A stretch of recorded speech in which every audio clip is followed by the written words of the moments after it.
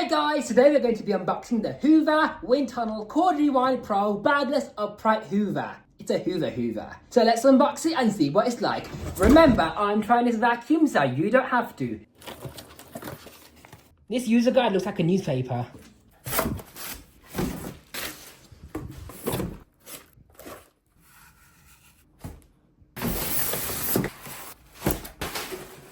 Here's everything out the box. Let's assemble it then. So the first thing you need to do is remove the screw on the back, put the handle on the top of the machine, wrap this pipe on top of the upper hook thing, and then you click it into place right over here. Extension tube on the side, the dosing brush goes on the top of that, and the stair tool goes on the side. Doesn't sit on that well though, it's very loose. Time for the carpet test! Push this pedal on the back of the machine to recline it, and you've got this tiny little switch on the back to switch it on.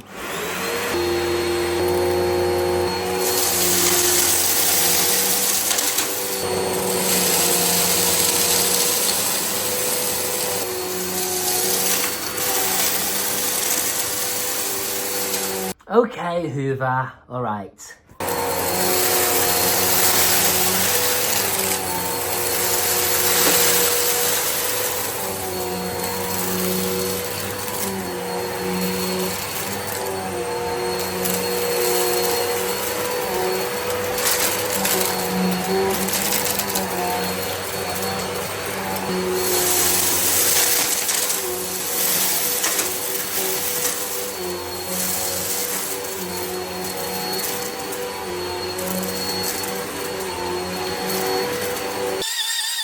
This machine did okay, but it was snowplowing large debris and there's still bits in the carpet. It's not the best machine I've tried, but it's still certainly powerful enough. Just about acceptably. Now we're going to see how clean the filter is. Oh wow, that's not too bad actually. Time to see how well it cleans up to the edges.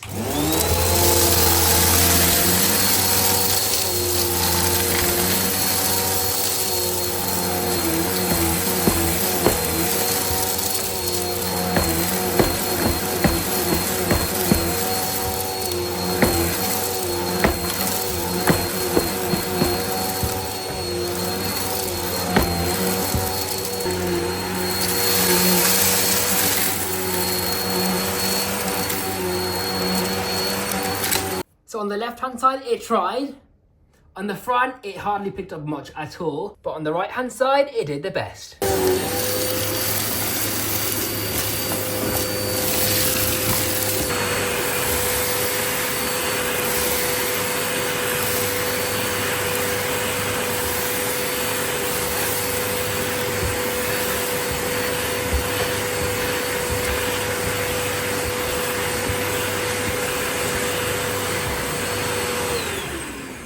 This tool is very good.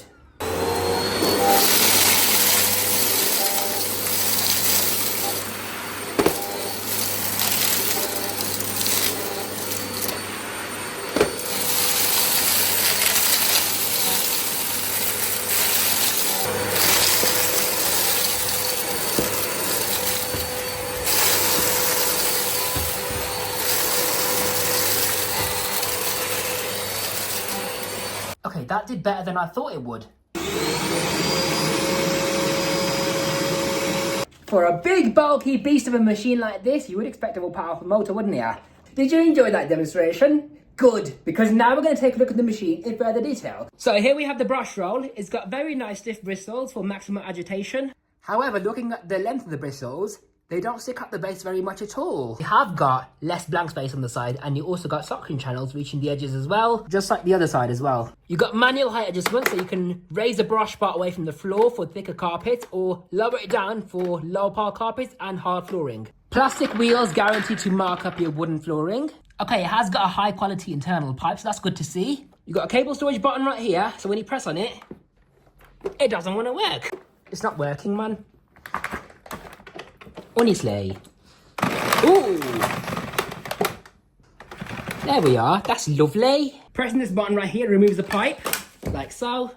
Now let's see how many stairs this machine can climb up to. So 1, 2, 3, 4, 5, 6, 7, 8, 9, almost 10 stairs. You can either attach the accessories directly onto the end of the pipe right here for handheld use in the car or on the stairs, wherever, or on the end of the wand, which is, by the way, adjustable. So you can extend that further, lock it into place, and you've got an extension wand. So you can reach all the way up to the stars. You can reach down low without having to bend over. This crevice tool is extremely thin. It's really going to restrict a lot of airflow. The stair tool has vela strips to aid in pet hair removal, and it also has an adjustable swivel point right here, so you can use it at a higher angle. It's got suction vents on the side, so it doesn't really stick to the floor that well. And then you got this dusting brush. This thing is adjustable, so you can use it like this for ceiling fans. This thing can get in the bin. Contact us with questions and concerns. I have a lot of questions and concerns. This Hoover is bagless. When you press the button on the top right here, it's really hard to press, by the way. The bin and cyclone comes away. So you empty the bin, press this button right here, and the bin flap should open up. There we are. The bin flap should open up, allowing for all the dust and dirt to fall into the bin. This yellow sticker tells you about filter maintenance, so let's have a look at that. So in order to do this, you twist open the lid right here. Off it comes. I can hear plastic rattling in here now. This must be a toy vacuum because I got a baby rattle now. How many issues does this Hoover have? Oh look, a Dyson copy filter. With a thick gasket around it, just like a Dyson.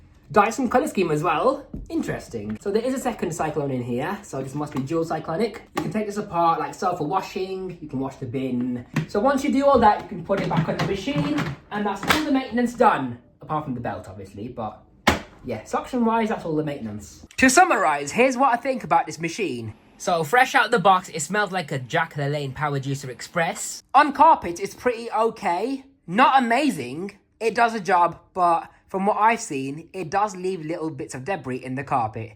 On hard floors, it did better than I expected. You've got 5 height adjustment settings, which is really nice. It has a blockage indicator to let you know when the machine loses suction. This pipe comes up for blockage inspection.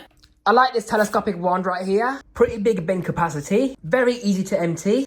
Nice thick gasket around the pre-motor filter to prevent any dust escaping past it.